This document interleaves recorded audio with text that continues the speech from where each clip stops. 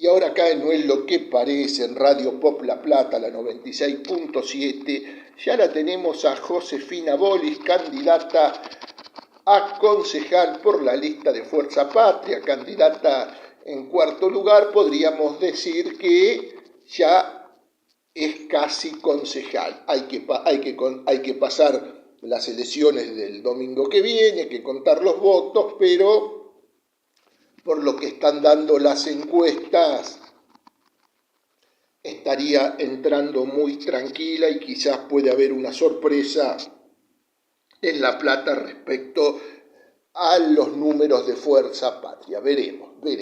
Pero ya la tenemos en línea. Les voy contando a la audiencia que Josefina Bolis es docente en la Universidad de La Plata, es directora de carrera en la Facultad de Periodismo, también trabaja en el rectorado en el área de comunicación y ha sido parte del grupo de uno de los programas más emblemáticos, de los que podríamos decir de los programas del campo nacional y popular, de la radio. Me refiero al cohete a la luna. Ella fue parte en algún momento de los que acompañaban a Horacio Berbisky los domingos en el cohete a la luna, un programa, podríamos decir, de culto ahí por AM530 Radio Madre. Así que con ella vamos a hablar de la campaña, la ciudad, qué ideas se le ocurre, qué ideas tiene, y obviamente de la realidad nacional. Josefina es un cuadro político.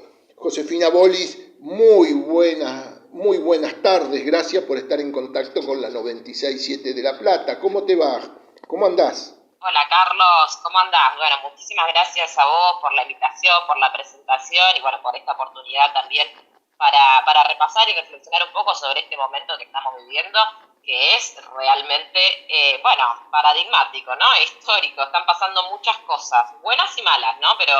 Pero que es un momento para sentarnos a repensarnos como país soberano. Bien, ya que arrancaste por ahí, dijiste buenas y malas. Démosle por lo menos una esperanza a la gente. Decime qué cosas buenas estás viendo en este momento. Bueno, en principio que se está logrando frenar alguna de las causas, de las medidas que son más mamarrachos, ¿no? Porque es un ajuste donde más duele, es un ajuste a sectores que realmente tienen mucha vulnerabilidad, ¿no? Pienso en lo que son los jubilados y los discapacitados. La semana pasada vimos cómo desde el Poder Legislativo se pudo construir consenso para ponerle un límite a esa política de crueldad, no de crueldad solamente, sino de brutalidad, ¿no? Que tiene que ver con no actualizar las prestaciones de los discapacitados, ¿no? Los medicamentos, las cuestiones básicas, ¿no? Los derechos humanos básicos, que además vienen cargados con toda una violencia discursiva, diciendo que el Estado no tiene que estar, no tiene la culpa si una familia tiene un hijo discapacitado. Bueno, todo eso se pudo frenar, con lo cual eso también nos indica que estas elecciones, que son legislativas, porque a veces la gente no sabe si son importantes, si no son importantes, ¿no? Hay mucho desánimo y hay un ausentismo electoral de cerca de un 50%, que es preocupante. Bueno, eso es demostración, lo que sucedió ahí es demostración de que es importante ir a votar este 7 de septiembre, porque juntando fuerza ahí se puede empezar no sé si revertir, porque tenemos 2 años más, ¿no?, del gobierno de Milei, pero sí por lo menos frenarle la mano en algunas cuestiones claves, como estas que te digo. También el ajuste que estaba queriendo, el vaciamiento, el cierre de organismos de la cultura, también el de financiamiento de la universidad pública que es paradigma en América Latina y en el mundo, nuestra universidad pública, y que está pasando un momento dificilísimo. Bien, y ahora hablamos, y te pregunto esto, ¿qué opinión tenés de este gobierno, que uno podría tomando aquello de Hannah Arendt, uno acá podría hablar de el goce de la crueldad, ¿no? Pero encima con un nivel de corrupción que asombra, porque era, digamos, una de sus banderas. Terminamos con la casta, son la casta, terminamos con los curros, decían, terminamos con los chorros, bueno, y ni hablar, yo como soy más grande que vos me acordaba, era la leche de Vico en los 90 el menemismo, la leche podrida de Vico, y ahora es el choreo de los medicamentos, los medicamentos para los discapacitados, los medicamentos esos oncológicos, que encima que a muchos no se los dan, se chorearon la plata de ahí, es una locura. Claro. Sí. Bueno, es paradigma esto que vos decís del Estado de los 90. Se ve mucho del Estado de las coimas, del Estado de las privatizaciones, del Estado de la desregulación. Que todo eso tiene costos en vida. Porque lo del fentanilo también es un vaciamiento, un despido de los trabajadores de la ANMAT y después una desregulación que el Estado no está en lo básico que tiene que ver con hacer el chequeo de, qué medicamentos o qué alimentos llegan a las familias. Entonces, cuando estos dicen, vamos a destruir el Estado, no soy el topo que viene a destruir el Estado de adentro, no está solamente hablando de una protección social que vos podés, si querés, llegar a discutir si eso lo puede hacer el mercado, si lo pueden hacer los privados o no, sino que está hablando de algo básico que es la fiscalización, el control. No se puede retirar el Estado de ahí, porque como vimos en esta tragedia que estamos atravesando, son casi 100 muertes, ¿no? Hasta ahora, y los asesinos se están sumando. Y después tenemos algo que es también, es un mamarracho, pero es vergonzoso lo que hicieron con discapacidad, o lo que se está investigando, pero que parece bastante verosímil, que tenemos unos audios de, ya te digo, el amigo y abogado personal del presidente, que tiene muchísimas fotos con el presidente, que además fue la persona, el cuarto en cuanto a más visitas a la Casa Rosada, ¿no? En cuanto a más visitas, uno de los íntimos del círculo, denunciando, exponiendo que se estaban llevando un 3% de la industria farmacéutica, un 3% de algo que le debería estar llegando a los discapacitados, que le está llegando a precios que no se actualizan, ¿no? Entonces, en un contexto en el cual, además, se pelea, porque toda esta violencia que decimos es violencia material, que es el ajuste, que son los medicamentos que no llegan, pero además es violencia simbólica, porque mientras tanto se pelean con un niño autista, mientras tanto dice que no es la culpa del Estado que tenga una familia, un hijo discapacitado y que pague peaje como cualquiera, ¿no? Mientras tanto, les dicen en una resolución idiotas, ¿no? Salió una resolución donde hicieron un retroceso incivilizatorio de como un siglo y los llamaron idiotas. Bueno, todo eso, por supuesto que para la gente que confió, que creyó que venían a combatir a la casta y que ese discurso es una estafa electoral para esa gente. Porque ahí lo que tenemos claramente es que cuando decían que es mentira eso de que donde hay una necesidad hay un derecho. Bueno, claro, porque están viendo, lo que estamos viendo ahora es que piensan que donde hay una necesidad hay un negocio, ¿no? Que están haciendo negocio con las necesidades básicas impostergables de la población.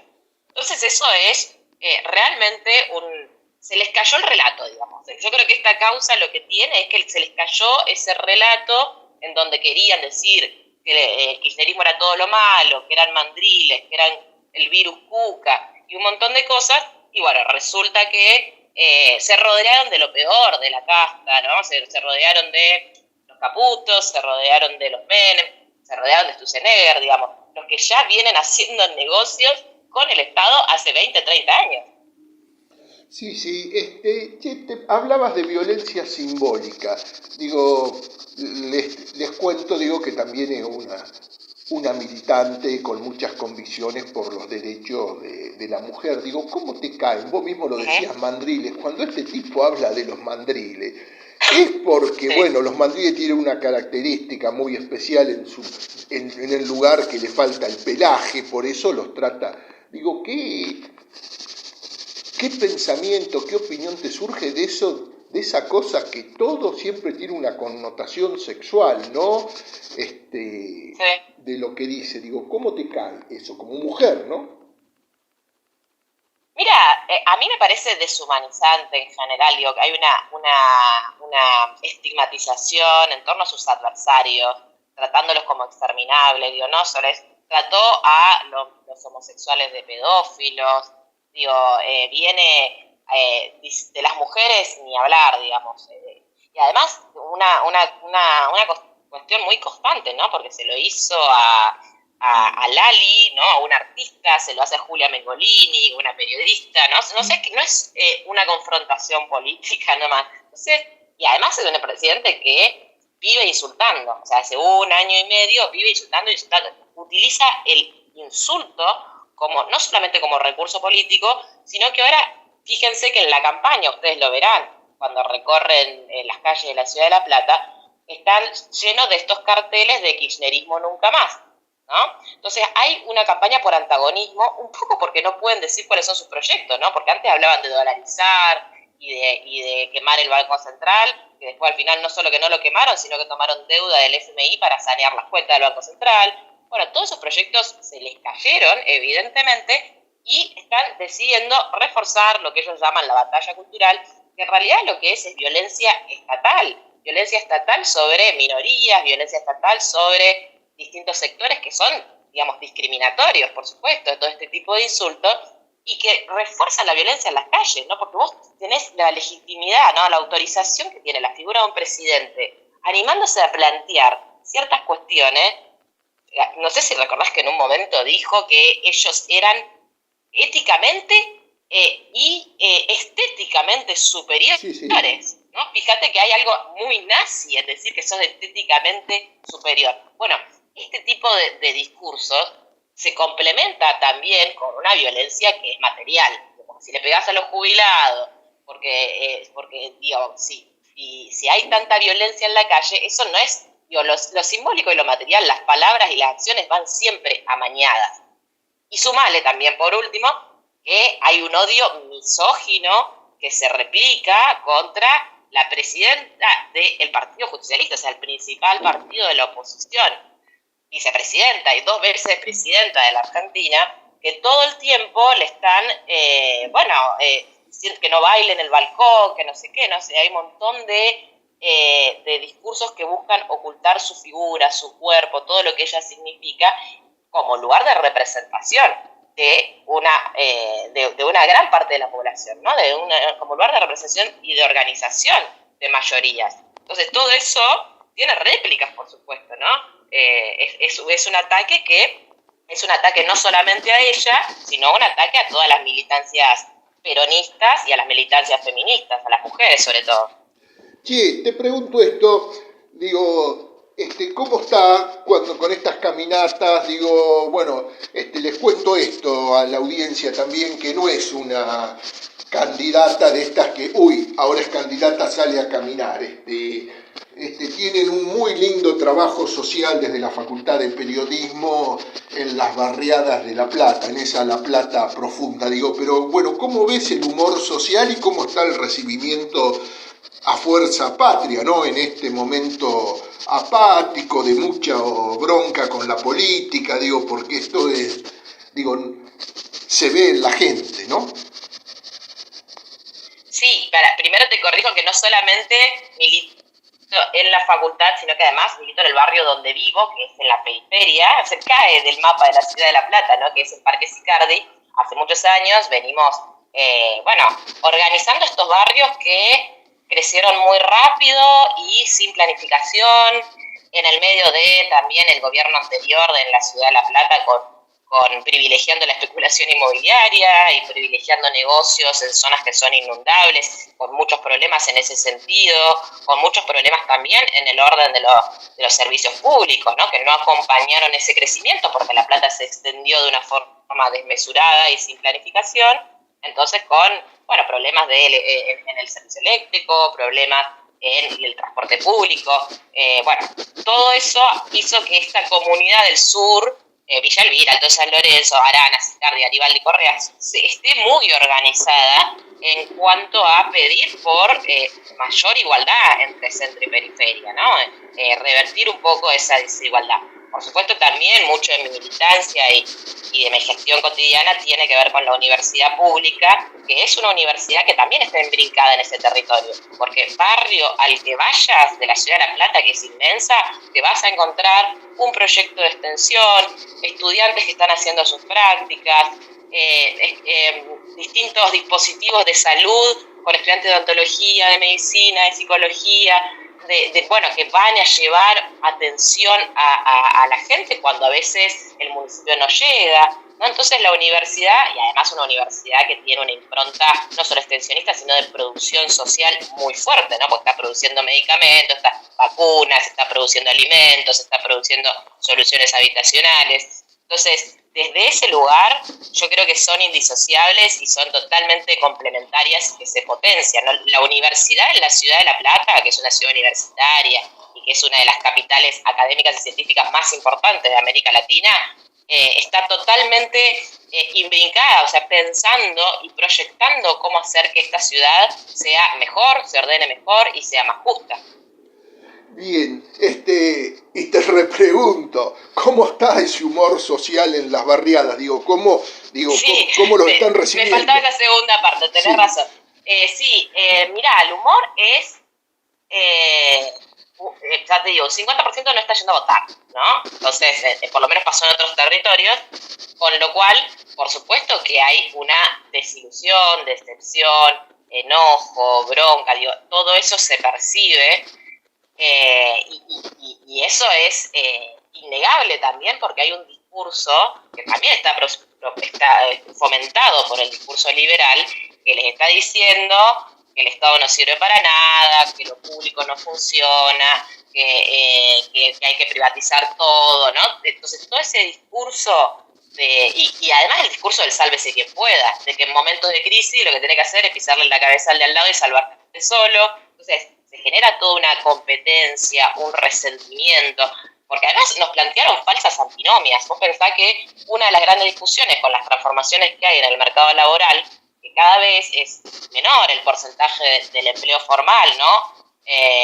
Y es casi un 30%, mientras tenés otro 30% que está precarizado, que pierde sus ingresos y se enferma, que si un día se quiere tomar vacaciones también los pierde, ¿no? Entonces, hay una tensión entre trabajadores contra trabajadores, ¿no? Entre el pueblo contra el pueblo. Y mientras tanto tenés a los recaudadores de las farmacéuticas que se escapan de Nordelta con dólares, digo. Entonces no es que no hay plata, no la están poniendo en el lugar donde hay que ponerla y mientras tanto nos confunden haciéndonos pelear entre nosotros, ¿no? Entonces hay un humor social que es complicado, hay un humor social que está un poco harto, pero también hay solidaridad, no todo es individualismo, no todo es sálvese quien pueda, también hay solidaridad, también vas a los barrios y ves que hay compañeras, hay mujeres que abren las puertas de su casa con lo poco que tengan y lo ponen a disposición de su barrio para hacer una merienda, que salen y organizan cosas en las plazas. Yo lo que estoy viendo es que además las obras que arrancaron y que están yendo muy rápido en La Plata se están poniendo a favor del pueblo, porque hoy pasás por Plaza San Martín, por Plaza Rocha, por Plaza Italia, y ves que la gente sale masivamente a encontrarse, que la gente le gusta estar en el espacio público con otros, que le gusta que haya cultura, que haya, ¿no?, recitales gratuitos, que se está volviendo, que se está cambiando esa lógica que por ahí es muy pospandémica del aislamiento y de estar todos en los juegos online y metidos dentro de la computadora, y que vuelve la gente a encontrarse en el espacio público. Ahora, ¿eso qué significa? Que tienen que participar, ¿no? Que tienen que, hoy se los convoca desde todas las juntas comunales que hay en los barrios a decir cuál es la obra pública que debe ser priorizada en cada barrio.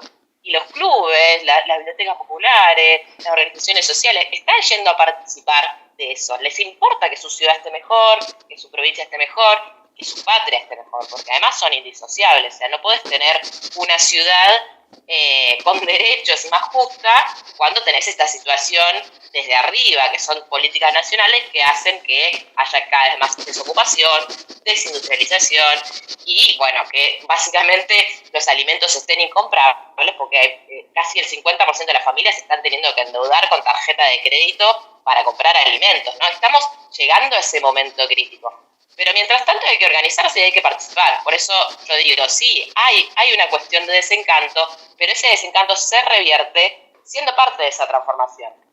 Yendo a votar, por supuesto, en las urnas, pero también yendo a la plaza, encontrándose, organizándose, proponiendo cosas. Eso me parece que desde el consejo, desde el lugar que ocupemos, es lo que queremos promover. Que más vecinos sean parte de que esto se transforme. Vos sabés que es muy interesante lo que estás diciendo, pero aparte a mí me llamó la atención en uno de esos días de los más fríos del año que tuvimos hace mes y medio, 2 meses atrás. Era increíble. En Plaza San Martín, a las 9, 10 de la noche, había gente, había chicos, chicas, gente adulta, sentada en la plaza. Había decir así, lo voy a decir ordinariamente, un frío de aquellos, voy a ser menos ordinario, voy a ser peor. Un frío de lo peor. Tuve que ir hasta el cajero ese de enfrente, ahí de la 54 y 7, y miraba, digo, no lo puedo creer, un frío tremendo. Estábamos hablando de 3, 4 grados, la sensación térmica estaba en 0, bajo 0, y estaban en la plaza, digo, lo que significa tener, digo, es un lindo lugar, y la gente va, digo, las personas van, digo, a mí no me gusta el término gente, la verdad me parece horrible, pero bueno, por deformación, las personas van y ahí sentados, charlando, pues sí, pero, digo, es increíble, es una actividad, digo, además de todos los barrios. Yo veía que en Plaza San Martín también había gente que conozco de Los Hornos, gente que conozco de Metro Romero, o sea que es una actividad para ir a disfrutar de toda la ciudad, y que además eso no se queda ahí, sino que también se están arreglando la Plaza de Los Hornos, también se están arreglando los espacios públicos en las localidades, pero que además, digo, esto, de que un espacio público sea seguro, ¿no? Que esté iluminado, que te sientas bien estando ahí, que sea accesible, ¿no? Que no esté toda rota la vereda, y que además tenga una propuesta cultural, ¿no? Para que puedas promover ese encuentro, ¿no? Todo eso lo que hace es construir comunidad, o sea, no es solamente que es el espacio público por una cuestión de infraestructura. Si el espacio público está bueno, la gente se va a encontrar, y cuando nos encontramos pasan cosas, ¿no? Cuando nos encontramos nos debatimos, nos organizamos, digo, por eso somos parte. Si estamos, la verdad, en un lugar que no queremos salir de nuestras casas, bueno, yo creo que los problemas van a ir aumentando, porque solos no vamos a lograr nada. Eso es así. Che, ¿por qué tienen que votar a Fuerza Patria en La Plata? Bueno, yo creo que está claro que hay una transformación que está en marcha, que es poco más de un año, 8 meses, que está ordenando la ciudad, que viene de muchos años de abandono, ¿no? De 8 años de abandono, y no solamente de abandono, sino también de mucho caos desde las cuentas de fiscales hasta la ciudad, donde, por ejemplo, ya te digo, había 450 loteos en zonas que no eran de uso residencial, que tienen que ver además con gente que ha estafado, y que si llegase a construir ahí se inundaría. Digo, había realmente una ciudad que no estaba planificada, y ahora la universidad, por ejemplo, está aportando sus conocimientos, sus investigadores, a pensar ese ordenamiento territorial. Un ordenamiento que además tiene que ser respetuoso del ambiente, ¿no? Porque tenemos una ciudad que está sobre un humedal, que está atravesada por cuencas, y porque ya tuvimos una tragedia como la inundación, que nos hace muy conscientes de que tenemos que tener en cuenta ese riesgo hídrico, de que tenemos que tener en cuenta que también hay que preservar esos espacios para que sean superficies inundables, ¿no? Bueno, es una ciudad que merece un tratamiento especial, y además es una ciudad, ya te digo, que en este último año y medio se ha puesto más linda, ¿no? Esto lo vemos todos, ¿no? O sea, ha comenzado, que por supuesto eso se tiene que profundizar, se tiene que llegar donde aún no se llegó, se tienen que seguir haciendo obras. Todo eso es apostar a Fuerza Patria en estas elecciones. Pero también es apostar a que una ciudad sola no puede. O sea, si hay crisis, si a la gente le está yendo mal en el laburo, que no puede tener sus alimentos, su subsistencia básica, si le cierran las universidades públicas, si esta ciudad le cierra, digo, porque ahora están desfinanciando un nivel atroz la universidad pública, le bajaron un 22% la inversión en la universidad pública en un año, en el 2024. Los docentes están 30, 40, por casi 40% perdieron su poder adquisitivo. Además de que se frenaron las becas, además de que se frenó la investigación, la producción de ciencia soberana, digo, todo eso hace que la ciudad no puede ser ajena a esas transformaciones sociales. Entonces, apostar a Fuerza Patria ahora, pero también en las nacionales, tiene que ver con que una ciudad no existe sin un país, sin una patria, ¿no? Si, la ciudad no va a poder nunca estar bien si te venden los recursos naturales estratégicos, si te ponen enclaves extranjeros, digo, todo va de la mano, ¿no? Todo tiene que ver con todo. Se están reprimarizando nuestra economía de una forma, con la cantidad de conocimientos que tenemos para darle valor agregado tanto al sector fitohortícola como al polo industrial, como al polo tecnológico que tenemos. Tenemos una cantidad de conocimientos que la universidad puede aportar también para darle generar empleo y para potenciar todo lo que se produce acá. No, bueno, si vamos a exportar la materia prima sola, sin ningún conocimiento, obviamente lo que vamos a hacer es entregar nuestros recursos estratégicos por menos divisas que lo que significaría si eso le sumamos la industria y la economía del conocimiento. Hay mucho que hacer, pero lo básico que quiero que nos quede claro es que estas elecciones también definen que haya un proyecto de país, de provincia y de ciudad unidos. Que una cosa no va sin la otra.